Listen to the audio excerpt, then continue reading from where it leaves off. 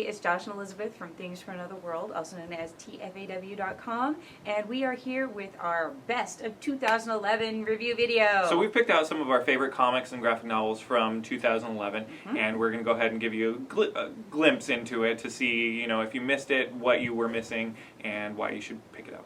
So get a beverage and sit down and get ready. Alright, so first we've got The Death of Spider-Man, which happened in Ultimate Spider-Man number 160, which also had Mark Bagley doing art alongside Brian Michael Bendis. This was an amazing kind of end of the story kind of thing. Everything kind of circled back, and Peter Parker died in the end in the Ultimate Comics universe, which was a really big shock to a lot of people, but Marvel had been talking about it for a while. So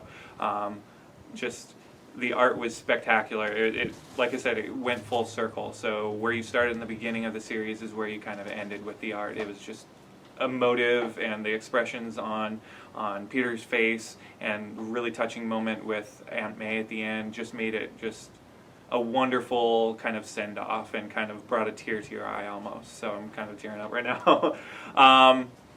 That, coupled with what came next is Ultimate Comics Spider-Man.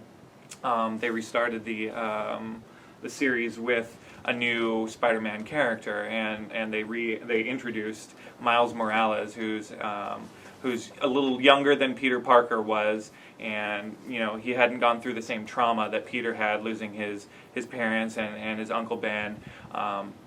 But you know, he has issues that he's dealing with that are beyond his years, and Bendis has created just a really rich character, and introduced him very kind of slowly, and his powers, and it's really fun to kind of read each issue because it's really well paced. So definitely check out Ultimate Comics Spider-Man.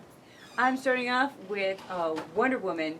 Now, Wonder Woman is a long-ranging character. A lot of people have said this. I've wanted to enjoy the book, but it hasn't quite hit my sweet spot. This is one of the real successes of the DC New 52. With Brian Azzarello and Cliff Chiang, they have reinvented a Wonder Woman in a really simple yet elegant way. They've introduced a really cool cast of supporting characters, and I really like what they're doing with the Greek gods, like really bringing them into the fold instead of just being a backdrop. And Cliff Chiang, so it's kind of a horror book, which I enjoy, and Cliff Chiang's art is beautiful and spooky and awesome. So check it out. All right, next one on my list is Hellboy the Fury. This is the third of 3-issue kind of small story arc that killed off Hellboy. I don't know I don't know what it is about me and killing off characters, but it was a beautiful, beautiful story. Hellboy is just having it out with Nimue, and she turns into a dragon, and he ends up dying in just kind of like a gut-wrenching kind of way at the end. The art is really, really fun, and just... It was Mignola doing right? Yeah. And Duncan Fegredo too, with Dave Stewart on colors. So it was all-star lineup basically for Hellboy. Very good. Check it out. Next up is the Kevin Keller miniseries, as well as Archie Comics in general. Archie has become a trailblazer. It started with The Wedding. It's done a fantastic job of still being Riverdale, still being a really safe, fun, accepting place.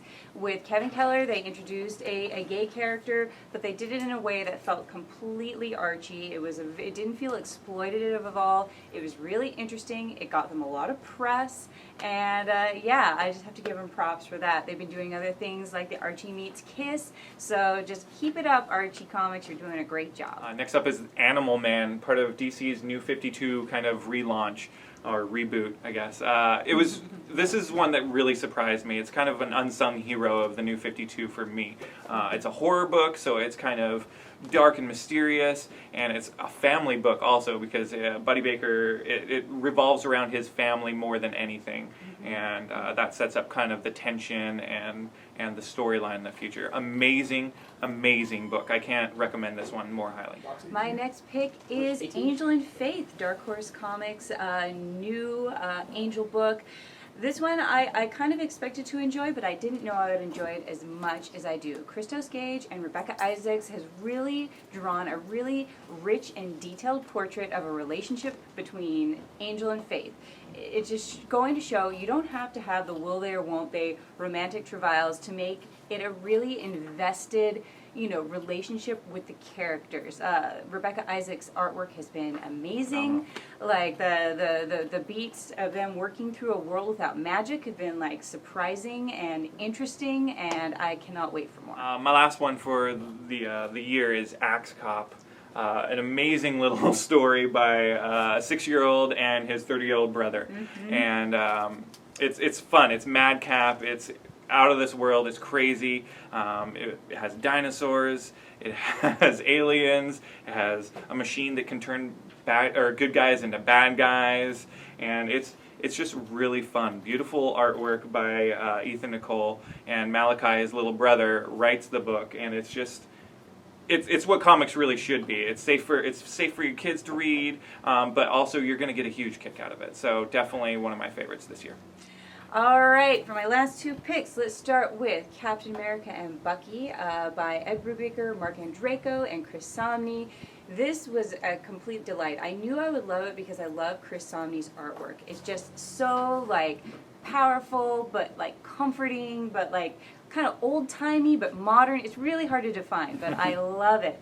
And what I like about this is they took a long-running character, Bucky, with kind of a jumbled history. He was teen sidekick, then he was dead, then he was back, he was Winter Soldier, then he was Captain America, then he was dead again. This goes through his entire history through his perspective. So it doesn't really reinvent him, as it streamlines his whole origin story and kind of brings it up to date in time for the launch of Winter Soldier, which is going to come in February. So I thought it was great storytelling. I thought it was a wonderful reintroduction to a character, and again, the artwork could not be beat. Good job. And then, of course, you knew this was coming. You knew this was coming. My top pick was Criminal, The Last of the Innocent by Ed Brubaker again and Sean Phillips. This is a series, it's a long-running range of different mini-series, and I've loved them all, and it came to the point where I thought with this one, I'm like, is this the 5th season series? Is this when it's going to start to go downhill a little bit? But this blew me away more than any other. Taking the small-town boy from the small-town who now has big grown-up problems. It's basically a riff on Archie. It's Watchmen for Archie. It has some great flashbacks to the main character's teenage years with kind of Dan DeCarlo-esque art, again by Sean Phillips. But this was just a gut-wrenching and grossing story. I was screaming for it every month, and I'm still mad that there's not more. So how could it not be my top pick?